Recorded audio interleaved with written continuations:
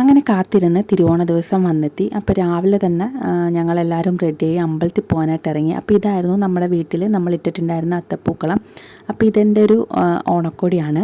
അങ്ങനെ ഞങ്ങളെല്ലാവരും കൂടി അമ്പലത്തിൽ പോകാനായിട്ട് ഇറങ്ങി. അപ്പോൾ ടൗണിൽ തന്നെയാണ് അമ്പലം.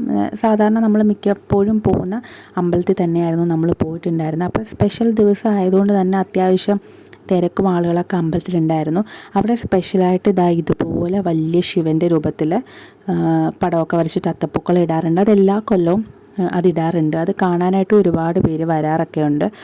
പിന്നെ അമ്പലത്തിൽ വന്നു, എല്ലാം തൊഴുതു പ്രാർത്ഥിച്ചു, കുറച്ച് നേരം അവിടെ ഇരുന്നു. അപ്പോൾ തിരുവോണം ആയതുകൊണ്ട് തന്നെ കൂടുതലും പേരും സെറ്റ് സാരി, സെറ്റ് മുണ്ടും, കൊച്ചു കുട്ടികൾ വരെ പട്ടുവാട, ധാവണി അങ്ങനെയൊക്കെ ഇട്ടിട്ടായിരുന്നു വന്നിട്ടുണ്ടായിരുന്നത്. അത് കഴിഞ്ഞ് അവിടെ എല്ലാം തൊഴുതിട്ട് ഞങ്ങൾ പുറത്തേക്ക് ഇറങ്ങി കുറച്ച് നേരം ഈ പൂക്കളമൊക്കെ നോക്കി. പിന്നെ അവിടെ നല്ല വലിയൊരു ആലൊക്കെ ഉണ്ട്. കുറച്ച് നേരം ആലിൻ്റെ ചോട്ടിലൊക്കെ ഞങ്ങൾ ഇരുന്നു. മൈത്രിമോളെ ഇരുത്തി കുറേ നേരം അവിടെ ഇരുന്നിട്ടുണ്ടായിരുന്നു. അപ്പോഴത്തേക്ക് ഓരോരുത്തരൊക്കെ വന്ന് ഈ പൂക്കളം കാണുകയും ഫോട്ടോസൊക്കെ എടുക്കുകയൊക്കെ ചെയ്യുന്നുണ്ടായിരുന്നു. നല്ല അടിപൊളിയായിട്ടായിരുന്നു അവർ ഇട്ടിട്ടുണ്ടായിരുന്നത്. എല്ലാ കൊല്ലവും ഇങ്ങനെ ഇടുന്നതാണ്. പിന്നെ അത് കഴിഞ്ഞിട്ട് ഞങ്ങൾ തിരിച്ച് വീട്ടിൽ വന്നപ്പോഴത്തേക്ക് ഇഡ്ഡലിയും സാമ്പാറും ചമ്മന്തിയായിരുന്നു ഇന്നത്തെ സ്പെഷ്യൽ. മിക്കവാറും ഇതുപോലെ വിശേഷപ്പെട്ട ദിവസങ്ങളെല്ലാം ഈ ഇഡ്ഡലി, സാമ്പാർ, ചമ്മന്തി ഇങ്ങനത്തെ ഐറ്റംസൊക്കെ തന്നെ ആയിരിക്കും നമുക്ക് രാവിലത്തെ ഫുഡ്. അതെല്ലാം കഴിച്ച് കഴിഞ്ഞപ്പോഴത്തേക്ക് ഉച്ചയായി നമ്മൾ ഫുഡൊക്കെ സെറ്റായി, സദ്യക്കുള്ള എല്ലാ സാധനങ്ങളും സെറ്റായി ഇങ്ങനെ ടേബിളിൻ്റെ പുറത്ത് നിരത്തി വെച്ചിരിക്കുക. അതിനുശേഷം ഞങ്ങൾ ഫുഡ് കഴിക്കാനായിട്ട് മഴയിലേക്ക് ഇട്ട് എല്ലാവരും ഒന്നിച്ച് ഇങ്ങനെ നിലത്തിരുന്നാണ് ഫുഡും കാര്യങ്ങളൊക്കെ കഴിക്കുക. നമുക്ക് ഇത്രയുള്ള സൗകര്യമൊക്കെ ഉള്ളൂ നമ്മുടെ വീട്ടിൽ. അപ്പോൾ അതുകൊണ്ട് ആ ഉള്ള സ്ഥലത്ത് നമ്മൾ അഡ്ജസ്റ്റ് ചെയ്ത് ഇട്ട് പായും ഇലയൊക്കെ ഇട്ട് ഞങ്ങളെല്ലാവരും കൂടി ഒന്നിച്ചിരുന്നാണ് ഫുഡ് കഴിക്കുക. അപ്പോൾ മൈത്രിമോൾ ആദ്യം തന്നെ വന്നിരുന്നിട്ടുണ്ടായിരുന്നു. അങ്ങനെ ഇലയിൽ എല്ലാ കാര്യങ്ങളും ഇങ്ങനെ വിളമ്പി സെറ്റാക്കിക്കൊണ്ടിരിക്കുകയാണ്. സദ്യ കൂടുതലും തിരുവോണത്തിന് മാത്രമാണ് ഞങ്ങളുടെ വീട്ടിലുണ്ടാക്കാറ്.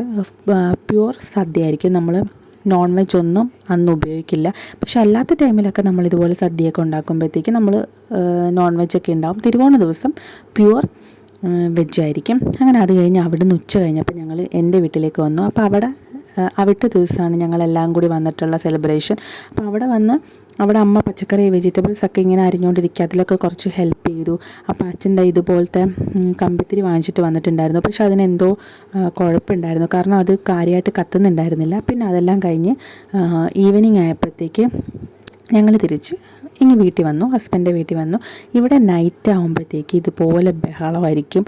ഇവിടുത്തെ പിള്ളേരെല്ലാവരും കൂടി കൂടിയിട്ട് ഞങ്ങളെല്ലാവരും കൂടി റോഡിൽ വന്ന് ഭയങ്കര ഡാൻസും ബഹളവും. മൈത്രിമോളാണെങ്കിൽ ഭയങ്കര ഡാൻസും നൃത്തവും ഭയങ്കര കൂവലും ബഹളമായിരുന്നു. പിന്നെ എല്ലാ പടക്കങ്ങളും, കമ്പിത്തിരി, പൂത്തിരി അങ്ങനത്തെ ഐറ്റംസ് എല്ലാം കൊണ്ടുവന്ന് എല്ലാവരും കൂടി അതൊക്കെ പൊട്ടിച്ച് ഭയങ്കര ആഘോഷമാണ്. കണ്ടാൽ ദീപാവലി ആണോ എന്ന് നമുക്ക് ഫീൽ ചെയ്യും. പക്ഷേ തിരുവോണത്തിന് ഞങ്ങളൊക്കെ ഇങ്ങനെയാണ്. എന്നിട്ട് ഫുൾ ഓളത്തിൽ പാട്ടൊക്കെ വെച്ചിട്ട് എല്ലാവരും കൂടി ഭയങ്കര ഡാൻസും ബഹളമൊക്കെ ആയിരിക്കും.